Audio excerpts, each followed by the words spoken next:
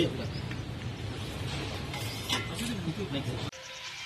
क्या बताएंगे, आज आपने यहाँ पे आकर शाहू समाधि स्मारक का दर्शन किया। महाराष्ट्र में पिछले कुछ महीनों से भाजपा के लोग शिवाजी महाराज, शाहू महाराज, डॉक्टर बाबा साहब अम्बेडकर और दूसरे जो भी महापुरुष हुए उनके खिलाफ बहुत गंदी बातें कर रहे, उनको अपमानित कर रहे।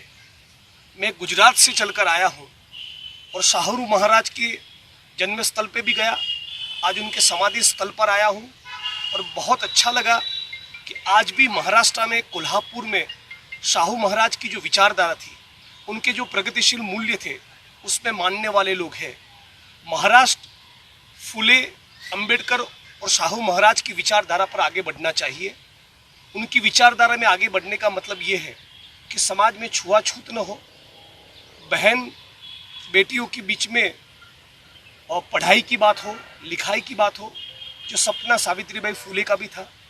शाहू महाराज में मानने का मतलब ये है कि जाति व्यवस्था के खिलाफ इंकलाब जिंदाबाद किया जाए, समानता प्रस्तावित की जाए, मानवता की बात की जाए। इसी मूल्यों को हमारे भारत के संविधान में भी स्थान मिला है। लेकिन बीजेपी और आरएसएस के लोग हर दिन हमारे संविधान को और लोकतंत्र को ख़त्म करना चाहते हैं। उस संदर्भ में बहुत ज़रूरी है कि न केवल महाराष्ट्र में और गुजरात में, पूरे मुल्क में फुले, अंबेडकर और शाहू महाराज की जो विचारधारा थी वो फैलनी चाहिए। यहाँ पर सीमावाद का जो मुद्दा है वो आगे बढ़ता जा रहा है। कर्नाटक, महाराष्ट्र और आज मध्य प्रदेश, महाराष्ट्र की भी सीमावाद का लड़ाई वहाँ पे शुरू है। सीमावाद के सवाल पे मैं केवल इतना कहना चाहूँगा कि मोदी और अमित शाह, फडणवीस जी, ये सारे लोग ये कहते हैं कि डबल इंजन की सरकार है।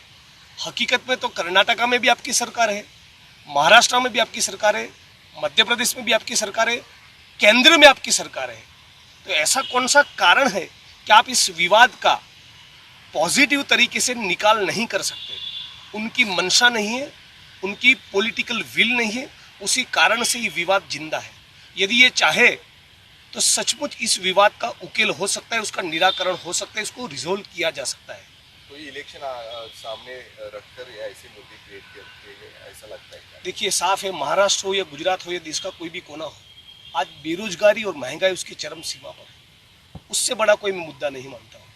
तो जिस सरकार को खाली पड़े हुए सरकारी पदों में भर्ती नहीं करना, जो सरकार युवा साथियों को 2 करोड़ रोजगार नहीं देना चाहती, जो सरकार महिलाओं को, दलितों को, आदिवासियों को, ओबीसी को, माइनॉरिटी को प्रोटेक्ट करना नहीं चाहती, उनके आत्मसम्मान की सुरक्षा नहीं करना चाहती, जो असली मुद्दे इस देश की जनता के, सड़क, बिजली, पानी, शिक्षा, चिकित्सा, बेरोजगारी, महंगाई, इन मुद्दों से ध्यान भटकाकर इस प्रकार के मुद्दे खड़े किए जाते हैं।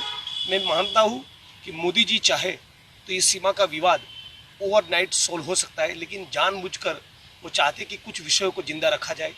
बेरोजगारी और महंगाई के ऊपर युवा साथी बोले नहीं, इसीलिए उसी के कारण ध्यान भटकाने के लिए बाबा साहब अम्बेडकर और दूसरे महापुरुषों के खिलाफ कुछ गलत बातें की जाती है। मैं इसको पुरजोर विरोध करता हूँ और पूरे महाराष्ट्र के दलितों को, बहुजनों को अपील करता हूँ कि आप बाबा साहब अम्बेडकर के नाम से प्रतिज्ञा लीजिए कि जिन्होंने शाहू महाराज का, शिवाजी महाराज का, बाबा साहब अम्बेडकर का और संविधान का अपमान किया है, जीवन में उस भाजपा को आखिरी सांस तक 1 वोट भी मिलना चाहिए नहीं।